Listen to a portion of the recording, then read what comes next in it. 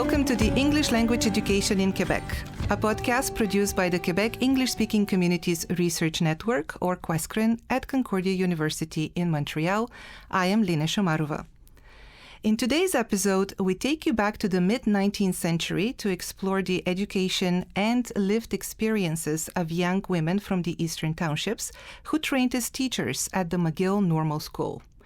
What did it mean for women of that era to pursue education and professional work as teachers? And what does this reveal about the relationship between education, gender, and mobility in the 19th century Quebec? To explore these questions, I am joined by Marianne Poutanen and Rod MacLeod, co-authors of a book chapter that traces the stories of these women and sheds light on a fascinating period in Quebec's educational history. The chapter I am referring to is entitled Townships Women Go Off to School, Teaching Diplomas, Career Ambitions, and the McGill Normal School, 1857-1865. It appeared in the edited book, Quebec's Eastern Townships and the World, which was published in 2024. A few words about our guests. Rod MacLeod is a social historian specializing in Quebec's Anglo-Protestant communities and their institutions, including schools, museums, hospitals, and cemeteries.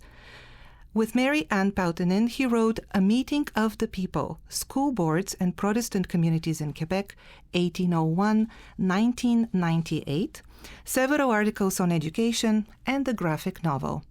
He is the editor of the two-volume Montreal, The History of a North American City, and of the quarterly magazine Quebec Heritage News. Marianne Poutanen recently retired from teaching at the McGill Institute for the Study of Canada and from Concordia University's Department of History. She has received awards for her work on prostitution in early Montreal and for A Meeting of the People, the monograph she co-authored with Rod MacLeod. A member of the Montreal History Group, Marianne's current research focuses on women who ran public houses and retail businesses in mid-19th century in the city. In an upcoming project, she is interested in studying female domestic workers, also in Montreal, from 1840 to 1920. Welcome to the podcast to you both. Thank you. It's great to be here. Thanks for the invitation. Of course. You opened the chapter from the book that I mentioned with the story of Mary Luella Herrick from the Eastern Townships. Could you tell us who was she and what does her story reveal about the ambitions of young English-speaking women from that region of Quebec in the mid-19th century? I won't say very much about who she is. I'll leave that to Rod. But what I do want to say is that she was a woman who we were able to follow over the course of her life because she had such a presence in the historical sources. We were sure of her, and we could identify her in terms of her moves, marriage, birth, family life. And so we thought she was a really good example to weave her life through the chapter. Yeah, she, Mary Luella was born in Granby, so that's at, the western part of the Eastern Townships. She grew up there, farming family, which meant she was they were a comfortable family, not well off, small, successful farm. In a prosperous area. And she probably went to school in a one-room schoolhouse close by. The family opted to send her to the McGill Normal School when she was, 17. And she pursued not only an elementary diploma, which involves 1 year of study at the normal school, but went on, as many did, to do a second year and get what's called a model diploma. But then, exceptionally, and circumstances changed to allow that, she went on for a third year, which she obtained what was called an academy diploma. And she was the very first class that got one. There were only 4 women. The very first class in which women got an academy diploma. So that was another reason that part of why we were able to follow her, because she not only did she appear a lot in the records, but she went a little bit further than some of the others that we were able to study. So it revealed another layer of interest about that. The other interesting thing about her is that her sister and her brother also attended the McGill Normal School. So it was this kind of family enterprise, like of producing teachers. Which isn't the only time we saw that. Even in the cohort that we looked at for this study, there was one family that sent, I think, four daughters, over the course of a couple of years, which is interesting. And we'll come to that in a bit. First, I want to ask you, what was the McGill Normal School, and what was its significance in the educational landscape in Quebec at that time?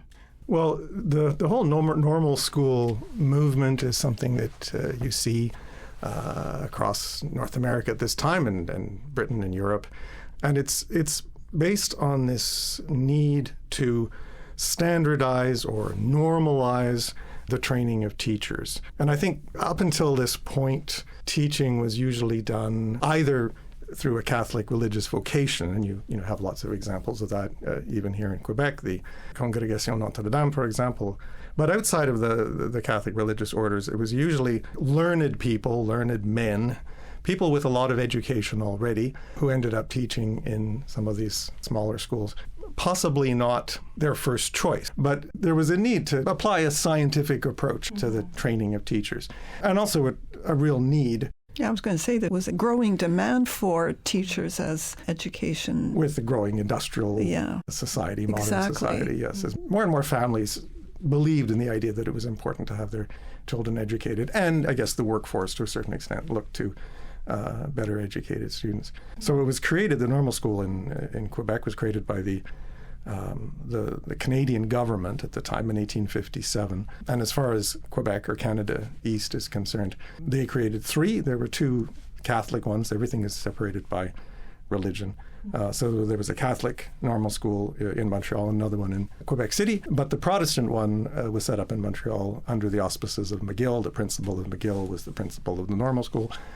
They set it up in a interesting little building, which we have images of it. We have drawings and photographs. It was an oddly quirky sort of Gothic building with little pinnacles and pointy windows and things. And it had a central block where they had the classrooms for the teachers, for what they called them, the teacher pupils, the applicants, the young people aspiring to get a diploma. Mm-hmm. But on the sides, they had what they called model schools. So there was a boys' model school and a girls' model school. And these are actual schools, but where the teachers in training could practice. And so those became important institutions in their own right. And I would just say that this is Montreal, and that's the background to our story, is it means that people from Protestant families right across the province are obliged, if that's the word, to go into Montreal to attend this school. For our purposes, the point is families send their young people, especially their young women, into the city to be trained for 1 or 2, or in the case of Mary Luella, 3 years.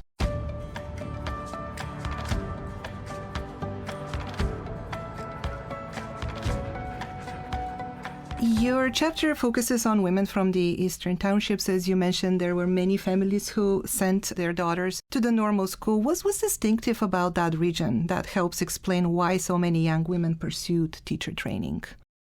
I think that the townships are distinctive for a number of reasons. One is the proximity to the United States. The other, the presence of many academies. The relative prosperity of the region in comparison to others. The influence of New England ideas on schooling is another. And the corresponding strength, we argue, is of Methodism and Congregationalism. So all of these made this area of Quebec distinctive. Just to make a point about those academies, these are schools that were sort of coming in at this time a little bit earlier. Some of them go way back. They're kind of the precursor to later high schools, but they had offered a little bit of higher grades, a little bit more intense education.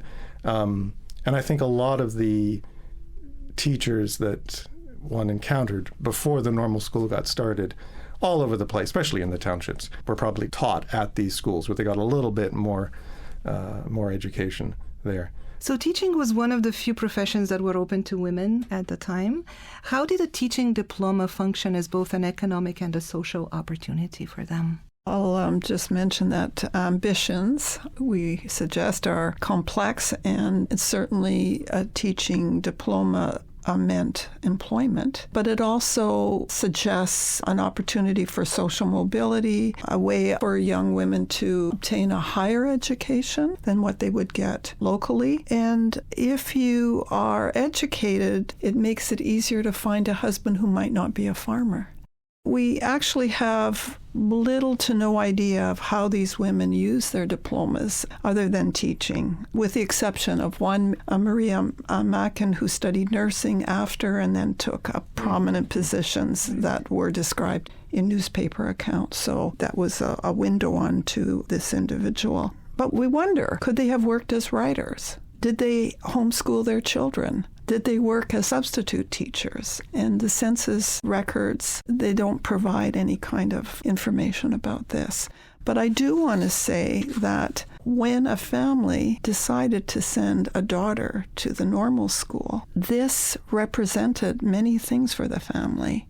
And one of them is a loss of income and a loss of her work in terms of her contribution to the household, especially if she came from a farming family. That's one thing. But sending her away was, we suggest, a calculated strategy. And we also suggest that families reached such decisions together. This was not something taken lightly. One of the things that you show in your chapter is that even with advanced diplomas, women face limited career opportunities and career advancement. So how did gender shape what success could realistically look like for them? I mean, perhaps the most egregious example is just in terms of how it plays out, is this question of the academy diploma that I was mentioning before. Because although the normal school opened its doors and I think expected there to be large numbers of women applying, and that's what happened, and then reapplying to do a second diploma, model diploma, it was not expected that they would go on to the third year. And so that for the first 5 or 6 years, 7 years of the normal school's existence, the academy diploma was granted as a kind of add-on to people who had gotten a BA already at McGill and who got BAs at McGill until 1884, when they were not admitted to McGill or any other university. Men were the only ones who sort of got that as a matter of course. And the decision was made, as I said, in 1864 to allow women to join that cohort, and 4 of them, including Mary Luella, did successfully. Her career after that, immediately after that, she did get a job as one of the principal teachers at the model school within the normal school that I mentioned before. Yes. Which was prestigious. And one of the other academy grads diplomas got a similar position. And ultimately, the 2 of them were in the position to take over the principalship of that school, and it was the other one that got it. So Mary Luella ended up going off. We traced her into the few other places, including the States. I think she was in Vermont at one point, and eventually married and lived out west, lived out in Washington State, and had interesting experiences, no doubt. But while she was doing this sort of struggle, a male graduate with a diploma, academy diploma, almost immediately was made principal of the Knowlton Academy. Yeah. That's right, which is a prestigious institution, and still has some resonance in the townships. So that was just, that's the way it worked. But More also, obvious, so women hit a glass ceiling well into the 20th century. And they were paid less. And didn't have the same opportunities in terms of finding better jobs. But there were a growing number of one-room schoolhouses where, you could... But if you had ambitions beyond that, if you had ambitions, it was difficult. So despite this, and despite the fact that many of the women, even though they did receive their education, they did not go into teaching, but rather married after graduation, still you argue in the chapter that this doesn't mean that their education was a failure. Why do you think that? Well, first of all, I want to say that if they got married, they absolutely couldn't work as a teacher. They could teach if they became a widow, but not if they were married. And you have an example of a woman's story about that.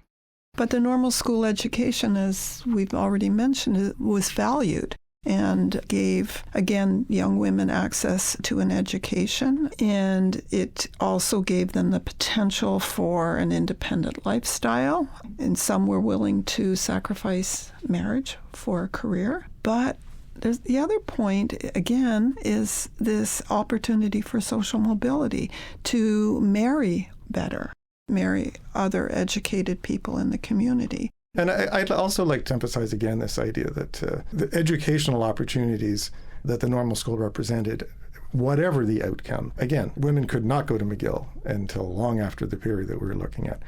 But you could go to the normal school, and they taught you. They had McGill profs teaching history, geography, biology, chemistry, physics.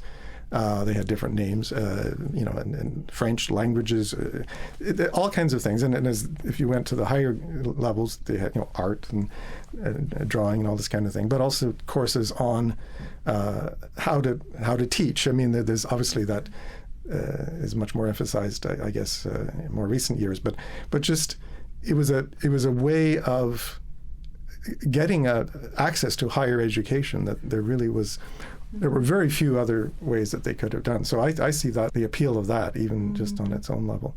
And we also felt it worth emphasizing the experience of being in the city. Yes. We talked a lot about that together as we were thinking about this chapter and writing this chapter, and what would it have meant for a young woman to leave the Eastern Townships and to live in the city for 1, 2, or 3 years, even if her life was really watched over to make sure she remained respectable at that time. But it must have been exciting at some level, and it must have been hard for the parents.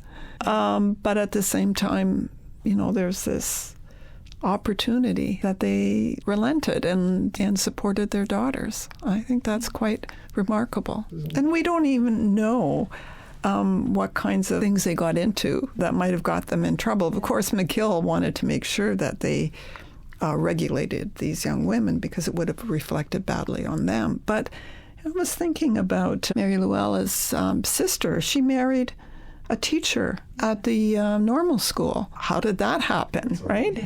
So she graduated and she never worked as a teacher. So she married him right away. So you have to wonder, like that's just a little glimpse into what might have happened and what it would have meant and the excitement of being in a city.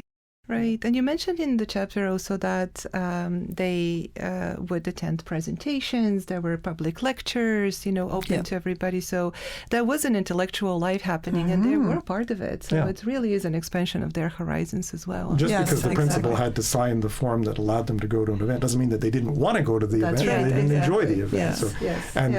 It's not that they were hitting the bars or necessarily, but they were going to interesting presentations of various sorts. And again, if the objective at some level was just learning, that's all part of the learning experience. But socially convivial too. I think that's kind of important. Meeting people from different places. So the sociability that took place, I think would have been very attractive. Some graduates ended up teaching far from home, like Mary Luella. She went to the States or even outside of Canada. Others use teaching as a stepping stone to leadership roles or migration. What surprised you most about some of the life trajectories of these women? That's such a good question. I mean, first of all, we both want to say that out-migration to the United States was really common. In my other research, I see the same sort of thing. And this is a period of industrialization, so the whole phenomenon of people from Quebec and including the townships going into the States for work. So that didn't surprise. But we have this history ourselves of reconstituting families and individuals. So, of course, reconstituting their lives allowed us to discover many things about them. Was it a surprise? No, maybe what was more surprising was how easy it was compared to some of the research we've done in terms of, it's a little different from you, Rod, because the work that I do tends to be popular class or working class women Irish with similar names so that it's hard to differentiate. And here we had this great experience of being able to follow the women and trace them in ways that seemed relatively easy in comparison. But I think the other thing is just how far some of the women went, both. It's not just geographically, but professionally, and what a teaching diploma could give them. And of course, Maria Mackin is an amazing example of that. But we have other ones. Grace Simpson, who taught in Loch Harbour and Ormstown, she also went quite far, and it was only a premature death that ended her career. So there are examples. I would say that in terms of surprise, we were anticipating when we started this to see a kind of a rollover, that the graduates would get work, and they would sort of disappear into the the one-room schoolhouse kind of thing, and then we would assume they might get married or whatever. Some of them would stay on for the rest of their lives teaching. And so few of them did. That was, I think, the most surprising thing. And then once we started thinking about it, it does make sense, because the normal school education was about more than just getting that ticket to do one specific thing. So then the ones that went as far as they did, it was sort of, that suggests that they had increasingly open expectations of what they could do or where they could go, which I think is interesting.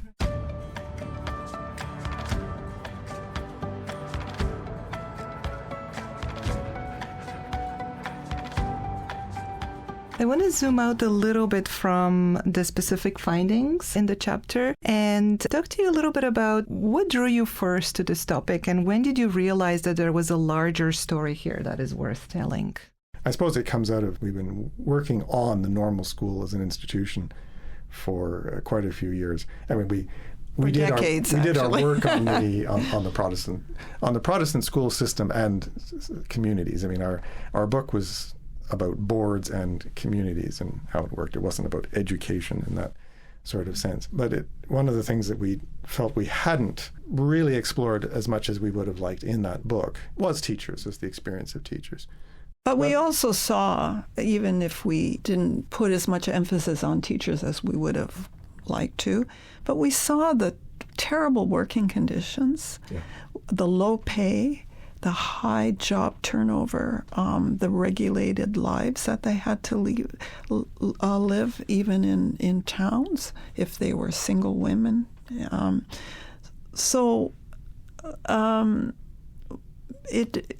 wanted to know more about that. We wanted to know what was the experience of other teachers. Was it all like this? Because a lot of that came out of our research on rural communities. But what about in the cities? What about in towns?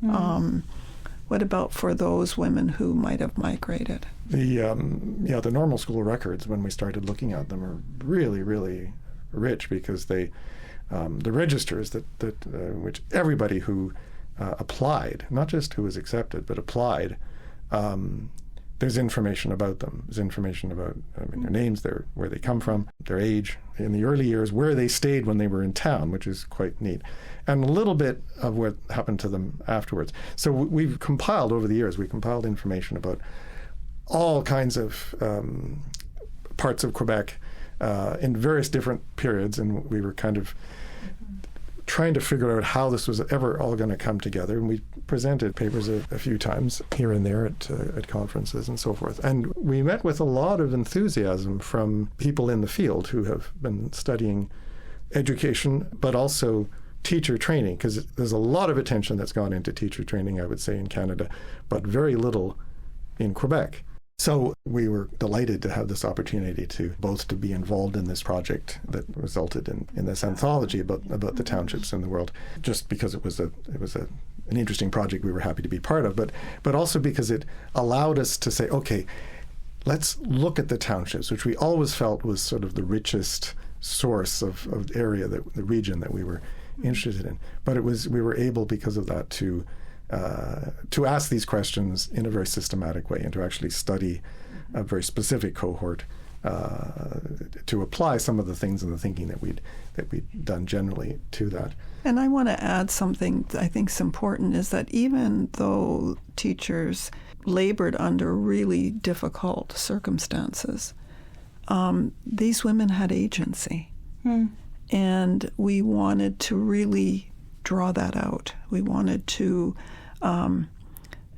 try to show how the pursuit of teacher training brought these potential benefits that they understood. And it's about the decisions that are made. We have no idea what the discussions were, but the fact that they and their families sent them to the normal school does speak to their agency. And then what happens after, whether they decide to get married or pursue a career or move somewhere else, all of this is about the kinds of decisions that the women made. I want to talk a little bit more about the sources and materials that you consult. You've already mentioned a little bit about that. What were those sources and materials that allowed you to obtain information about the normal school and allowed you to trace the lives of the students? The McGill Arc has with all of this rich information, so that sort of helped us build up, let's call it the database. But then we moved into, I guess, what you'd call genealogical research, which is a whole other level, and this is more your... Yeah, birth, marriages, deaths, census returns, that sort of thing, which allowed us to trace the women, but it doesn't always give us the kind of information we would want to know, that's for sure. But also sometimes newspapers could provide details about some of the women's lives, but also descriptions of graduating classes. So we had a sense of what took place. I also want to point out that we have been working on this for a long time. But like all historical documents, one has to be really careful about how you interpret them, how you read them. And I want to give one example, and it actually pertains to the Eastern Townships as well. And those are the inspectors' reports, so school inspectors' reports. And they were often incredibly critical of school boards, the teachers, the parents, occasionally some students.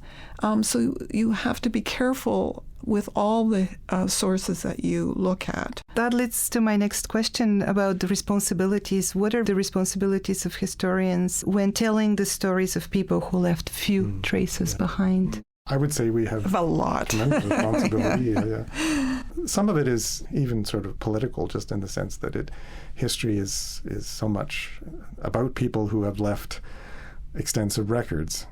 So, as far as these schools are concerned, I mean, a lot of educational history is written about ideas, is written about what government policy, to a certain extent, how that played out and was received, but not what people on the ground wanted, and not how it affected people.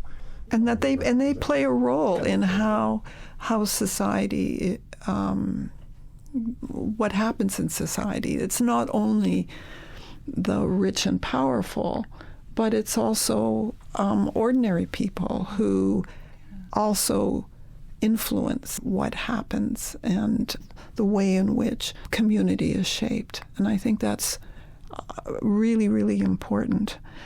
I also think that we, both Rod and I, try to approach the work that we do with not just empathy, but an incredible sensitivity to the people that we're studying. I think that's really, really important. And I think it's important to be sensitive, to try to understand who it is that we're looking at and examining, and to think about people's motivations, to think about, even if at times it's speculative, but even to ask the questions.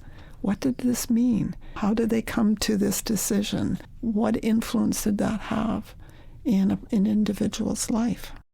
I found your chapter really beautifully written, and you have been collaborators for a really long time. I wanted to ask you a little bit more about your writing process, and in particular, how do you approach writing and shaping a historical narrative together as co-authors? Well, already you can tell from the discussion we have that we come from different interests, right? So Rod is interested in institutions. I'm interested in other sorts of things. And so you could say, well, how do you do that? How do you bring these interests together? And we have done it, I think, pretty remarkably. I think it's been a good dialectic, or whatever word you want to use, in the sense that wherever we start from, the other one can come in and say, yeah, but also, or something like that. Yeah. And that's the way it works. Yeah. I mean, quite on a very practical level. I mean, I think we've gotten good at sort of agreeing what we want to say, and then we often sort of divvy it up. It's not to say that you're only going to do that part and I'm only going to do this part, but we sort of take stabs at it and then come together. And yeah, there's an incredible richness to our discussions about, well, yeah, but I was thinking about this, Yeah. or that's a great point, but how do the people fit into that? Or you would say, well, what about institutional life here? Yeah.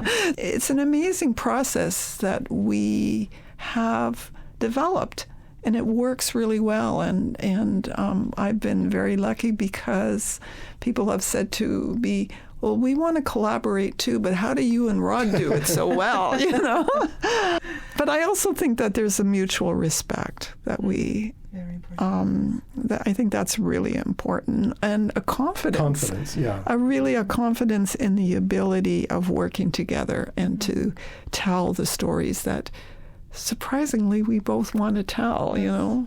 And even with the normal school, I've been a bit, well, I'm not sure how much energy I want to put into that. But look, this chapter was really wonderful to write together. Mm-hmm.